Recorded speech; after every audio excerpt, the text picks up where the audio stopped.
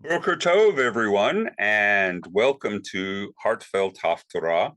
Uh, Today, we're going to have a fairly brief one, primarily because it's of great interest, but not a great deal of complexity. And with regard to our modern concerns for moral guidance, our Haftarah portion is not exactly what we might aspire to. And there are reasons for that. And I guess in my tent peg section, I'm going to talk about that. Now, one of the interesting things that's going on that make up all of the collection of what we call the prophets, as we've alluded to earlier, is that there are a number of books included in the collection that are actually not by prophets and not even necessarily about prophets, though prophets appear as characters in these books. And that's the first and second book of Samuel and the first and second book of Kings. These are actually royal chronicles. They seem to be recounting the lives of Israel's kings. It's chronicles of its monarchy. Within that, there are a number of pivotal prophets who appear, and that includes Nathan, the prophet who serves alongside David. Basically, David is his employer, but he actually serves to be a dissenting voice. The prophet Samuel, who helps establish the kingship. And then later on, we meet Elijah and Elisha. But they are not automatically the protagonists of our stories. And in this particular Haftarah, that is definitely the case. What we are going to end up is focusing on an episode in the life of King David. Now, later Jewish commentators, some of them will expand the definition of prophet to the point where they might claim that David is a kind of prophet. But that's certainly not how he's portrayed within the literature written about him in the Bible itself. He's a king. He may have been an inspired figure.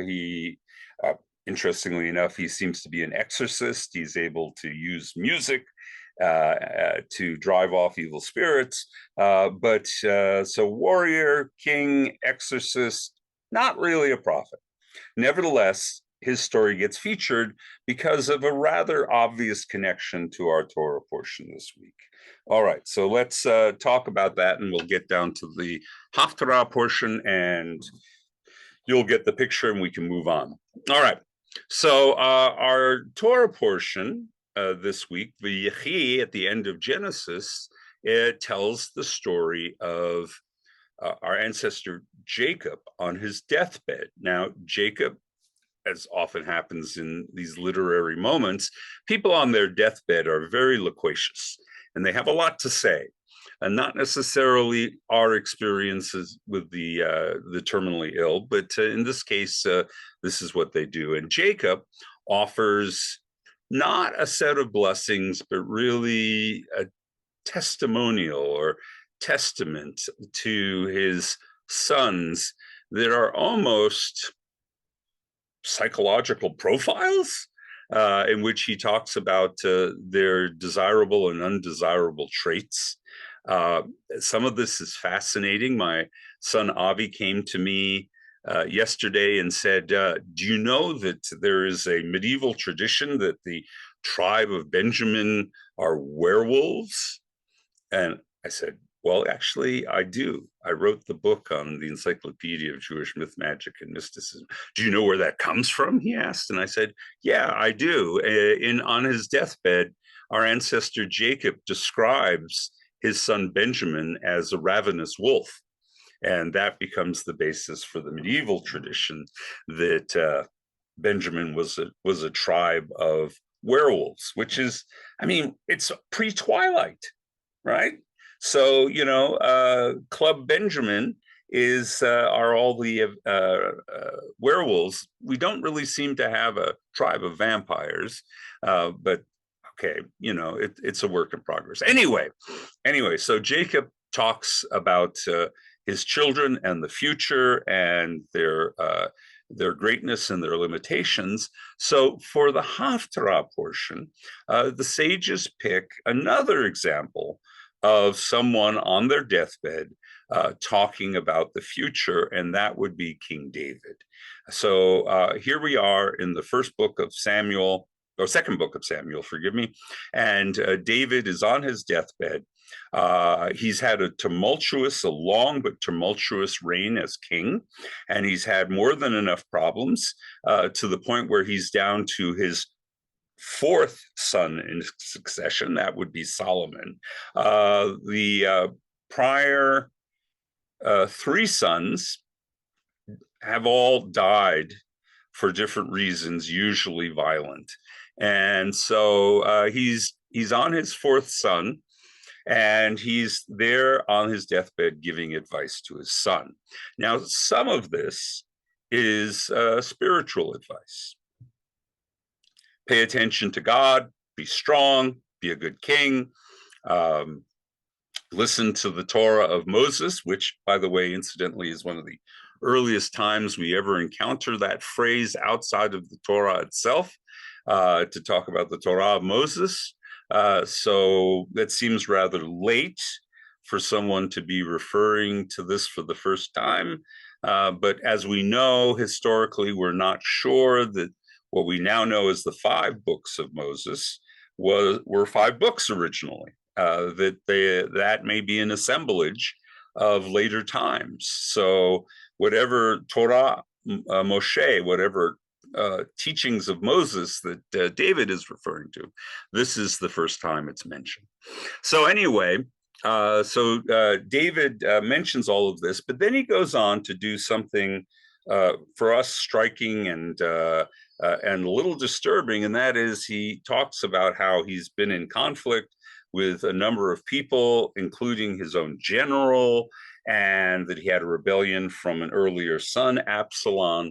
And during that rebellion, a number of people proved to be not so loyal to him. And yet he reconciled with them in the aftermath of the rebellion after Absalom dies. So what he says to Solomon is there are still individuals out there that are still alive that by the time you secure your throne, they shouldn't be. And it's kind of a Godfather-esque moment where he tells his son, it's not clear whether it's pure revenge on David's part or whether he's trying to make sure that his son's reign is well established and stable and not threatened by external forces. But in any case, he says, here's a list of people that you should probably kill. And that's exactly the advice he gives. And then he goes on to wish his son well, and then we are told that he dies and is gathered to his kin. Goes the way of all earth is the wonderful phrase that appears in the Bible. What are we supposed to do with this? The connection with the Torah portion is obvious because it's a deathbed testimonial. But in terms of moral guidance or spiritual inspiration, not much to it. It really gives us a slice of life about what it was to be a monarch in the Iron Age, and almost all ages. Kings are always struggling with rebellions and threats. So it's really just a snapshot of historical and political history. So maybe you can apply these rules to your workplace. Maybe you should be more ruthless in dealing with your rivals in school, but I'm not going to recommend that. Rather, I'm simply going to point out that the Meforshim, the commentators to this particular Haftarah, have virtually nothing to say. Nobody's trying to defend David. No one's trying to rationalize what he says. Everybody just stands back and sees it, and there it is, real politics laid out for us from the past.